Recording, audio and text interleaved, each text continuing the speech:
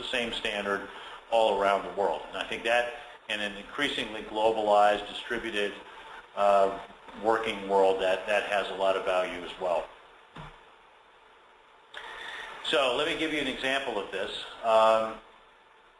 We, not too long ago, had a client that has come in and run through the certification training and the exam, and one of their testers, after taking the course and taking the exam, said, you know, let me go back and reevaluate our regression test set, which was big. It was 800 test cases, and it took a long time.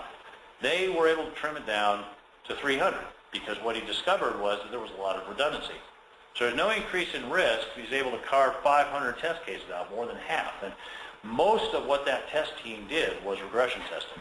So this is a huge payoff. This is an enormous increase in the efficiency of the test team, freeing them up to do other things that will be more valuable.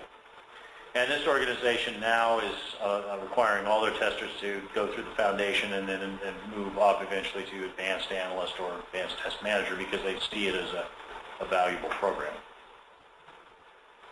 So benefits of the certification, let's look at this from different angles. Why is this a best practice? Who's going to benefit from it? Well, the certified tester has increased job skills. They have increased ability. And ultimately also increased confidence. Right? I mean, one of the reasons that that fellow was able to go in and trim the regression test set wasn't that it had never occurred to him before that the regression test set might be too big. It's just that he never felt confident in eliminating tests because he didn't have any theoretical or mental basis upon which to say, yeah, I can drop this test because it doesn't add any value compared to this test, right? It was the confidence along with the skill that enabled him to do it. The manager of a certified test team will have a more effective and efficient team, one that they can improve, make better as a team. I mean, I talked about measuring process capability and so forth before when I was talking about test process improvement, and that's true. It is process capability, but ultimately there's only so much you can do in terms of improving process capability that's about improving process. Eventually you hit a limit of, there's no point in improving the process anymore because the skills of the people are the bottleneck, right? So by having certified testers in your team, then you are enabling a more effective and efficient team. Project teams that use certified testers should have more efficient and effective testing, so it's focused on important project goals because part of that program is identifying goals of testing and staying focused on them. Organizations that use certified testers should have greater overall achievement of their test objectives, including things like defect detection, effectiveness, and so forth. Now here's one that's a little bit controversial, but I need to get this out here because I think it needs to be said. The software industry in general benefits from a good certification program because eventually people who really don't have the competency or the skills to be doing testing will go do something else. Or they'll find, you know, I'm just not cut out for this. My brain doesn't think this way. And this is not an insult to anybody's intelligence. I remember in college at UCLA, took an engineering degree, and that involved taking math and statistics. And we had to take 2 years of math in what they call the lower division. And I remember walking out of the final for my last math class, and it has been this like matrix inversion and all of this stuff, and I just squeaked through that, you know. And I remember walking out of that final and saying to myself, thank God I don't have to take one more level of math above this because I could never be an engineer.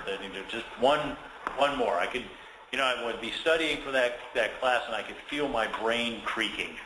You know, it's not going in there. And I knew other people that just, oh, they love this stuff. You know, math majors that would just, oh yeah, that's a matrix inversion. That's easy. That's fun. And so, you know, it's the same thing here. The testing, there's a certain sort of way that your brain works that makes you a good tester, and people who have that way their brain works built in, we need to keep those people in the field. But people who don't have that should go find something that's more suited to them. And I think certification has the advantage of helping people recognize when testing is a field that they can be good at and they can master the fundamentals versus, hey, this isn't really the right thing for me. Maybe I should go do something else, something less rigorous and less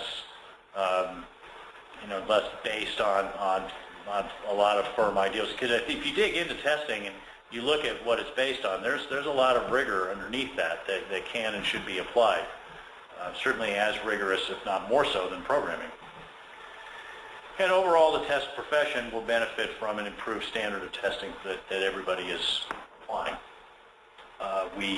As we become more professional and we do better work, it becomes more recognized as a profession and more respected, and it's a virtuous cycle. Okay, so I think that certification is another best practice. And one last one here, which I think is important to talk about, the intelligent distribution of testing. And, so this has become just a fact of life, that more and more test work gets sent to offices around the country or to offices around the world, to organizations outside in the form of outsourcing or done at a location, a single location, but with a mix of company employees and contractors and consultants coming in. And so all these are examples of distributed testing. There's work that's being distributed either organizationally or geographically or both. Now, there are a number of things that are really important in order to intelligently distribute testing. And I'm really emphasizing this intelligent distribution of testing. Unfortunately, a lot of distributed testing and distributed development work as well is not done very intelligently. And I remember having a conversation with a client once about this issue, and he was saying, oh, this is a CIO, he's saying, oh, well, I want to outsource the testing. I'll just hand it off to somebody else. It's a big mess. I said, we'd done an assessment for him. Yeah, you're right, it is a mess. But the bad news for you is that the parts that are most messy are the parts that need to be done well in order to effectively outsource the testing. Planning, the analysis, the estimation, those things are going to have to stay in-house, and those are the things that are most broken. So you really can't outsource it. And he said, well, I don't quite understand that. I mean, what do you mean? I said, well, let me try a metaphor here. Suppose that you have a big bucket, and that bucket is full of spaghetti noodles. And, it's a mess, right? It's completely chaotic, but it's contained in the bucket, okay? You take that bucket and you throw it over 2 oceans, and it lands in the Indian subcontinent. When it comes down, is it more organized or less organized? Do you have a smaller mess or a bigger mess to deal with? And that sort of clicked for him, like, oh yeah, there's going to be spaghetti everywhere. It's going to be a really big mess. And so, yeah, it's not. Right now, your mess is contained to right here, and it's somewhat of a manageable mess. But if you take a messy situation and just throw it over the fence, it's not going to turn out well. So what do we need to do this properly? Well, we've got to understand different life cycle implications, because sequential versus agile versus iterative versus spiral, these things matter when you're going to distribute the work. Just like if you're going to have gears in a gearbox in a car, you'd have to be gears that mesh. They can't just be randomly chosen gears. You have to look at, when you're doing outsourcing and distribution, you have to look at, are the people who are going to be doing the test work qualified to do the testing? All too often, outsourcing happens with, oh, well, we picked this development organization and we're going to have them do the testing too, without any assessment of they know anything about testing. Another mistake that you want to avoid is assuming that CMMI tells you anything about testing, because it actually doesn't say much of anything about it. And so, the organizations run around going, oh, we're CMMI level 5, and that means that we test it thoroughly. No, actually, it doesn't say much of anything about your testing. It means that